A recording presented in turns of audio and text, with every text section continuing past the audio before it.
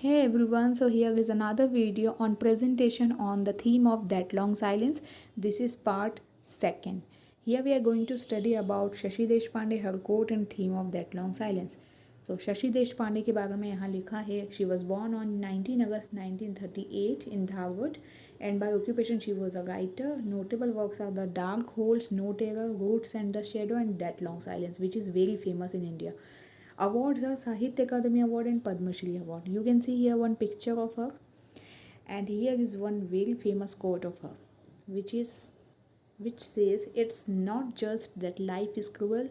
ये एक्चुअली इस बारे में नहीं है कि लाइफ बहुत क्रूअल होती है, but that in the very process of our birth we submit to the life's cruelty. जैसे ही हम जन्म लेते हैं हम तभी से तो लाइफ की क्रुअलिटी को खुद को सबमिट कर देते हैं, क्योंकि बर्थ लेते टाइम ही एक छोटे न्यू बॉर्न बेबी को कितना कुछ झेलना होता है.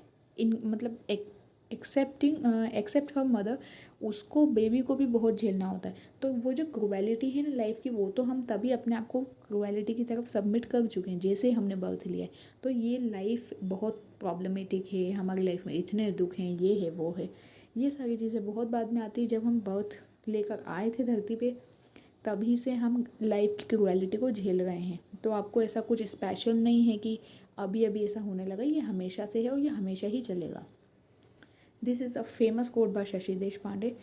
Now the next slide is about theme of that long silence. We will be studying all these three themes one by one. First is theme of gender discrimination. That long silence seeks to represent the plight of women, especially Jaya Kulkarni, the main protagonist. तो जो plight मतलब women की जो दुर्दशा है वो दिखाई गई है जया कुलकर्णी के थ्रू, जो कि मेन प्रोटेगनिस्ट है, जो कि मेन कैरेक्टर है in the given social structure. और किस में, जो कि सोशल स्ट्रक्चर उस समय का था, attempting to rigorously scrutinize the portrait gender goals that impose social norms, expectation and tradition on the grounds of gender discrimination. Gender discrimination के नाम पे लड़कियों से सोशल नॉर्म्स को फॉलो करवाया जाता है, उनकी सारी एक्सपेक्टेशन मेल डोमिनेटेड सोसाइटी की आप फॉलो करो, ट्रेडिशंस को फॉलो करो और अपनी लाइफ तो भूल ही जाओ. तो ये सारी चीज़ें होती है जेंडर डिस्क्रिमिनेशन में, जो कि वीमेंस को आज भी फेस करना पड़ रही है. आगे देखिए, Deshpande showcase her artistic brilliance that unlocks the complex human relationship wherein women arduous lives are exposed threadbare with the writer's insightful meanings. Writer खुद भी चाहती थी, मतलब ऐसा बहुत सारी चीज़ें राइटर, देखिए कोई भी इंसान अगर कुछ लिखता है ना तो वो उसकी खुद की लाइफ का भी रिफ्लेक्शन होता है. सिमिलरली यहाँ पर ये जो हमारे राइटर हैं जिनका नाम है शशि देशपांडे, उन्होंने खुद बहुत कुछ बियर किया as a woman. That's why she has written her insightful meaning, जो उसका यहाँ पे शो हुआ है. This research paper focuses on the to expose Jaya's inner turmoil and trauma. कितने सारे इनर टर्मोइल, इतने सारे ट्रॉमा, सदमे वगैरह सब झेल के जया यहाँ तक पहुँची. She seeks to create her unique identity. खुद की एक यूनिक आइडेंटिटी चाहती है वो in the society. She struggles to get solace. सांत्वना. वो बहुत स्ट्रगल करती है कि उसे कोई सांत्वना दे या कोई ढांढस बनाए कि सब ठीक हो जाएगा, सब ठीक हो जाएगा. कई बार एक इंसान ही काफ़ी होता है ये समझाने के लिए, ये हमें फील कराने के लिए कि सब ठीक हो जाएगा. हालांकि उस पर्सन को भी पता है कि कुछ होगा, ठीक नहीं होगा, ये उसके भी हाथ में नहीं है, किसी को नहीं पता. बट अगर कोई बोल देता ना तो भी बहुत बड़ी बात होती है. तो वो वाली सॉलेस भी उसको कोई देने वाला नहीं है. ये कंडीशन है जया की. As most of our question remained unanswered. और उसके बहुत सारे क्वेश्चन अनआंसर्ड ही रह जाते हैं. बहुत सारे क्वेश्चन हैं जैसे कि लोगों को ऐसा लगता है कि अरे ये चीज़ें कब ख़त्म होगी, ये जो मतलब अब जया की ही कंडीशन को आप देख सकते हैं कि किस तरह के ट्रॉमा, उस प्रॉब्लम्स उसने कितनी सारी लाइफ में फेस की. ये सारी चीज़ें मैं समरी वाले पोर्शन में डिस्कस कर चुकी हूँ. So I will give you link in the description below for that video also. Then you will be understanding this video much better. But with the passing of time she realizes her own fate. और finally उसको अपना खुद का fate realise होता है धीरे धीरे. Theme of marital Discord. What is marital Discord? Marital Discord is something जो कि मैरिटल जो प्रॉब्लम्स क्रिएट हो जाती हैं, जो लड़ाई झगड़े विवाद जो हम देखते हैं फैमिलीज़ में, या ये कह लो कि हस्बैंड वाइफ में स्पेशली, तो वो है marital discord. The theme of marital discord in Shashi Deshpande's novels reveals her consummate craftsmanship.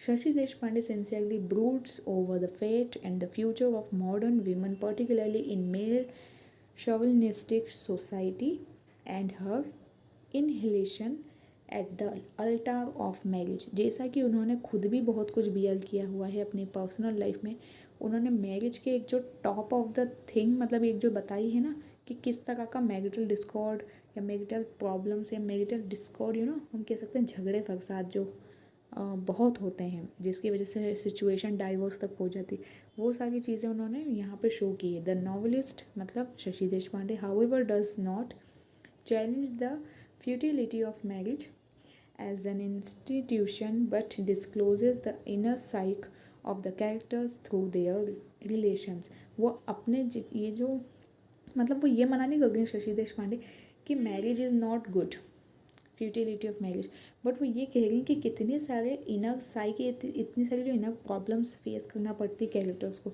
वो यहाँ पे डिफाइन हुआ है बहुत अच्छी तरह से। एक है theme of delineation of self. तो the title of the novel that long silence suggest the failure and to communicate and assert one's own self. पूरा जो टाइटल सजेस्ट करता है ना दैट लॉन्ग साइलेंस, इसका मतलब ये कि एक कोई पर्सन है जो कि खुद को कम्युनिकेट नहीं कर पाया सामने वाले को, या ये कह लो कि जैसे जया थी वो अपने हस्बैंड मोहन को कम्युनिकेट नहीं कर पाई कि मेरी क्या प्रॉब्लम है या मैं क्या चाह रही हूँ आपसे, या मोहन भी बहुत सारी चीज़ें नहीं बता पाया जाएगा। तो कई बार हमारी जो साइलेंस होती है ना, ये साइलेंस हमारे रिलेशन को ख़त्म कर देती है। वो वाली साइलेंस दो लोगों के बीच में स्पेशली हस्बैंड वाइफ में कभी नहीं होना चाहिए, ये यहाँ पे दिखाया है। If I were a man and cared to know the world I lived in, I almost think it would make me a shade uneasy. The weight of that long silence of one half the world of the world. तो ये statement जो था, this statement by Elizabeth Robins forms the epigraph of Shashi Deshpande's novel.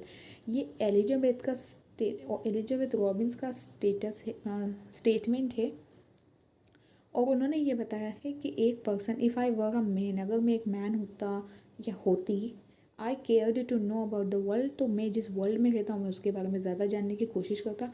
I almost think it would make me a shade and uneasy. I know कि मुझे थोड़ा सा uneasy ज़रूर feel होता। The weight of that long silence of one half of the world, मतलब half of the world, one half of the world भी अगर मिले ना तो प्रॉब्लम तो होगी, लेकिन बहुत सारी चीज़ों के सॉल्यूशन भी हो जाते हैं अगर हम अपनी प्रॉब्लम्स को शेयर कर दें।